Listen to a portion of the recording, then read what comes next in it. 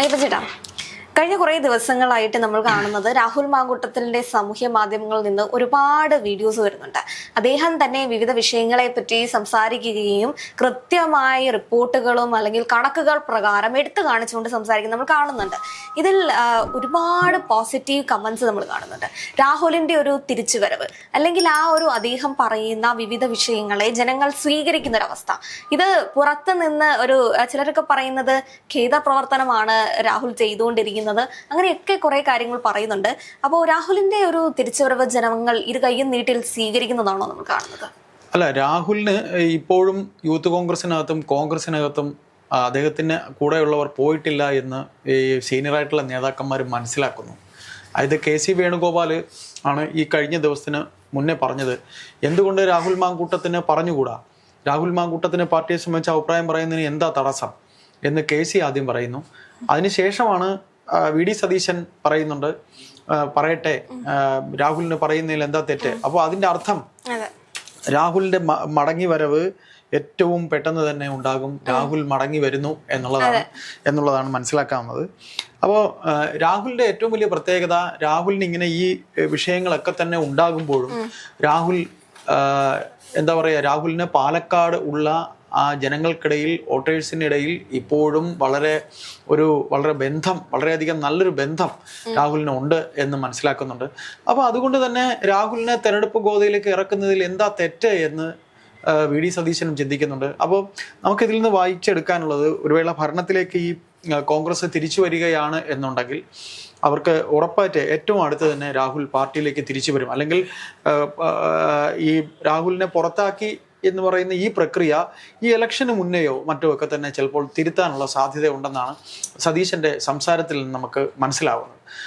ഇന്ന് ഇപ്പോൾ നമുക്ക് ഏറ്റവും അവരുടെ കോൺഗ്രസിനെ സംബന്ധിച്ച് ഏറ്റവും സംശയത്തിന്റെ മുനയിൽ മറ്റ് രാഷ്ട്രീയ പാർട്ടികൾ, അതായത് ഈ പറയുന്ന LDF, പ്രത്യേകിച്ച് CPM, വയനാട് ചൂരൽമലയിലെ വിഷയവുമായി ബന്ധപ്പെട്ട് അവർ സമാഹരിച്ച തുക എവിടെ എന്ന് ചോദിക്കുമ്പോൾ ഇന്ന് KC വേണുഗോപാൽ ഒരു മുഖ്യധാരാ മാധ്യമത്തിലൂടെ അത് വെളിപ്പെടുത്തിയിട്ടുണ്ട്. അത് ഏത് ബാങ്കിലാണ് അത് ഞങ്ങൾ ഡെപ്പോസിറ്റ് ചെയ്തിരിക്കുന്നത്, അതിന്റെ മറ്റു വശങ്ങൾ എന്തൊക്കെയാണ്.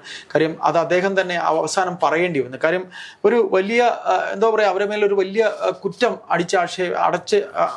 അടിച്ചേൽപ്പിക്കുന്ന രീതിയിലാണ് ഇവിടെ CPM മറ്റ് മുന്നണിയും പ്രവർത്തിച്ചു കൊണ്ടിരിക്കുന്നത്.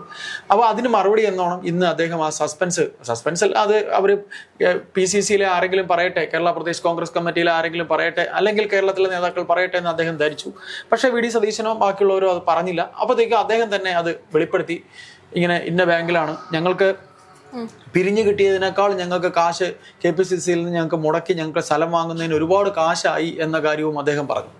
അപ്പോൾ കോൺഗ്രസിന് ഈ ഒരു അവസരത്തിൽ നമ്മൾ രാഹുൽ മാങ്കൂട്ടത്തിന്റെ വിഷയമാണ് പറഞ്ഞു വന്നത്. കൂട്ടത്തിൽ ഈ ഒരു കോൺഗ്രസിനെ, അതായത് ഏതെല്ലാം രീതിയിൽ കോൺഗ്രസിനെ പ്രതിരോധത്തിലാക്കാനായി മറ്റു പാർട്ടികൾ പ്രവർത്തിക്കുന്നു, ആ സമയത്ത് രാഹുലിന്റേതായ പ്ലാറ്റ്ഫോമിലൂടെ തന്റെ വ്യക്തിപരമായിട്ടുള്ള നിലപാടുകൾ എടുക്കാനും അത് ഉറക്കെ പറയാനും ഒരു മടിയും കൂടാത്തൊരു ചെറുപ്പക്കാരൻ എന്ന ലേബലാണ് രാഹുൽ മാങ്കൂട്ടത്തിന് ഉണ്ടായിരുന്നത്. ആ ഒരു ലേബൽ അല്ലെങ്കിൽ അതേ നിലപാടുകൾ തനിക്കെതിരെ എത്ര ഒളിയമ്പുകൾ വീണാൽ പോലും താൻ അത് പറയും എന്നുള്ളതാണ് തന്റെ സാമൂഹിക മാധ്യമങ്ങളോട് വീണ്ടും രാഹുൽ തെളിയിച്ചത്. അദ്ദേഹം പറഞ്ഞ കണക്കുകൾ എടുത്ത് നോക്കുകയാണെങ്കിൽ ആദ്യം നിങ്ങൾ സർക്കാരിനോട് ചോദിക്കൂ. കാരണം ഇപ്പോൾ നമ്മൾ ഇരിക്കുന്നത്, നമ്മൾ വിശ്വസിക്കുന്ന സർക്കാരാണ് ആദ്യം നമുക്ക് ഈ ഒരു വീടുകൾ നിർമ്മിച്ച് നൽകേണ്ടത്. കാരണം അവരുടെ ഏറ്റവും കൂടുതൽ ഇവിടുത്തെ ഭൂമി എന്ന് പറയുന്നത് ഗവൺമെന്റിന്റെ അണ്ടറിലാണ്. അപ്പൊ അവർക്ക് ഭൂമി എടുക്കാനും അതേപോലെ വീടുകൾ നിർമ്മിക്കാനും ഒക്കെ എളുപ്പമാണ്. പക്ഷേ ഈ 770 കോടിയോളം രൂപ ദുരിതാശ്വാസ ഫണ്ടിലേക്ക്, ഈ ചൂരൽമല ഫണ്ടിലേക്ക് വന്നതിനകത്തിൽ കോൺഗ്രസിനകത്തിലും കാരണം കേരളത്തിലെ എല്ലാ MLA-മാരുടെ വിഹിതവും വന്നിട്ടുണ്ട്. നമ്മൾ ഇതിനു മുൻപ് ചർച്ച ചെയ്തിട്ടുള്ളതായിരുന്നു. ചാണ്ടി ഉമ്മൻ MLA ഒന്നും ഈ ഫണ്ട് തന്നിട്ടില്ല എന്ന് പറഞ്ഞപ്പോൾ അദ്ദേഹം മാധ്യമങ്ങൾക്ക് മുന്നിലേക്ക് വന്ന് ഇതാ എന്റെ ബില്ല് എന്ന രീതിയിൽ എടുത്ത് കാണിക്കുന്നത് നമ്മൾ കണ്ടിരുന്നു. അപ്പൊ ഇതേപോലെ ഒരുപാട് നമ്മൾ ഉൾപ്പെടുന്ന ഒരുപാട് ആൾക്കാരുടെ പണം അതിനകത്തിലുണ്ട്. അപ്പൊ അത്രയും 770 കോടി അല്ലെങ്കിൽ ഒരു വർഷത്തോളം കാലയളവ് എടുത്തു ഇവർക്ക് ഈ സ്ഥലം കണ്ടെത്തി ഇത് അല്ലെങ്കിൽ ഇങ്ങനെ ഒരു കാര്യം വിളിക്കാൻ തന്നെ എന്ന് രാഹുൽ എടുത്തു പറയുന്നുണ്ട്.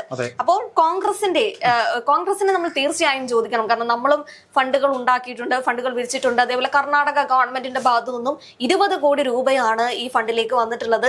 അപ്പൊ ഇത്തരത്തിലുള്ള കണക്കുകളെല്ലാം ഈ ചെറുപ്പക്കാരന്റെ കയ്യിലുണ്ട്. അപ്പം ഇദ്ദേഹം പ്രത്യേകിച്ച് രാഷ്ട്രീയ ഭേദമന്യേയും കോൺഗ്രസ്സുകാരനാണ്. കോൺഗ്രസിന്റെ നിലപാട് പറയുന്നതിനോടൊപ്പം ജനങ്ങൾക്ക് ചോദിക്കാനുള്ള ചോദ്യങ്ങൾ കൂടിയാണ് ഇട്ടുകൊടുത്തിരിക്കുന്നത്.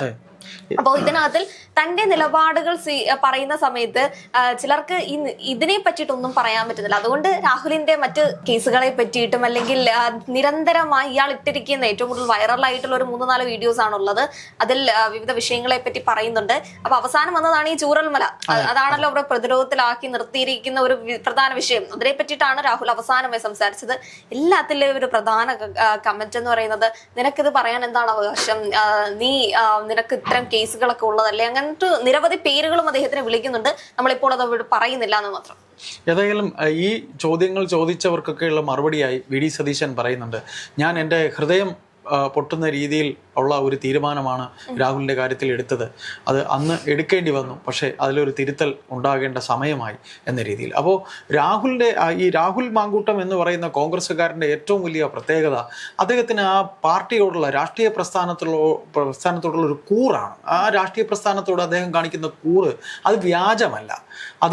അത് തന്നെയാണ് അദ്ദേഹത്തിൻ്റെ പല വെളിപ്പെടുത്തലുകളും. കാര്യം പാർട്ടി പ്രതിരോധത്തിലാകുന്ന അവസരത്തിൽ അല്ലെങ്കിൽ പാർട്ടിയിലെ നേതാക്കൾക്ക് ഉത്തരം നൽകാൻ പറ്റാത്ത അവസരത്തിൽ വളരെ ലോജിക്കായിട്ട് ഈ ചോദ്യങ്ങൾ ചോദിക്കുന്നവർക്ക് കൃത്യമായ മറുപടി. രാഹുലിന്റെ ഏറ്റവും വലിയ പ്രത്യേകത, ലോജിക്കിന് നിരക്കാത്ത ഒരു മറുപടിയും രാഹുലിന്റെ ഭാഗത്ത് നിന്നും ഉണ്ടാകില്ല. രാഹുൽ പറയുന്നത് കൃത്യമാണ്. അതിന് മുന്നേ മറ്റൊരു വശം, അത് ഈ പറയുന്നത് എന്തർത്ഥത്തിലാണെന്ന് മറുചോദ്യം ഉണ്ടാകില്ല. അവിടെയാണ് രാഹുലിന്റെ വിജയം. അപ്പോൾ ഏതായാലും ഈ ഒരു അവസരത്തിൽ കോൺഗ്രസ് അദ്ദേഹത്തിന് എത്രത്തോളം അദ്ദേഹത്തിൻ്റെ പാർട്ടിയിലെ യുവജനങ്ങൾക്കിടയിൽ ഒരു ഇഷ്ടമുണ്ട്, അദ്ദേഹത്തിന് എത്രത്തോളം പാലക്കാട് തന്നെ നിയോജക മണ്ഡലത്തിൽ താല്പര്യമുണ്ട് എന്നുള്ളതും, അല്ലെങ്കിൽ പാർട്ടിക്കകത്ത് ഈ കാണുന്ന പോലല്ല രാഹുലിനെ ഇഷ്ടപ്പെടുന്ന ഒരു കൂട്ടവും, അല്ലെങ്കിൽ കേരള സമൂഹത്തിൽ രാഹുലിനെ ഇഷ്ടപ്പെടുന്ന ഒരു കൂട്ടവും ഉണ്ട് എന്ന് മനസ്സിലാക്കുന്നു. അത് മനസ്സിലാക്കി തിരുത്തിക്കൊണ്ട് പാർട്ടിയിലേക്ക് കോൺഗ്രസ് പാർട്ടി അദ്ദേഹത്തിന് ഈ അവസരത്തിൽ കൊണ്ടുവരികയാണ് എന്നുണ്ടെങ്കിൽ അത് കോൺഗ്രസിന് നേട്ടമാകാനേ സാധ്യതയുള്ളൂ. കാര്യം ഇനിയുള്ള ഇടങ്ങളിൽ ഇപ്പോൾ ഷാഫി പറമ്പിൽ സംസാരിക്കുമ്പോൾ ജനം കൂടുന്നത് പോലെ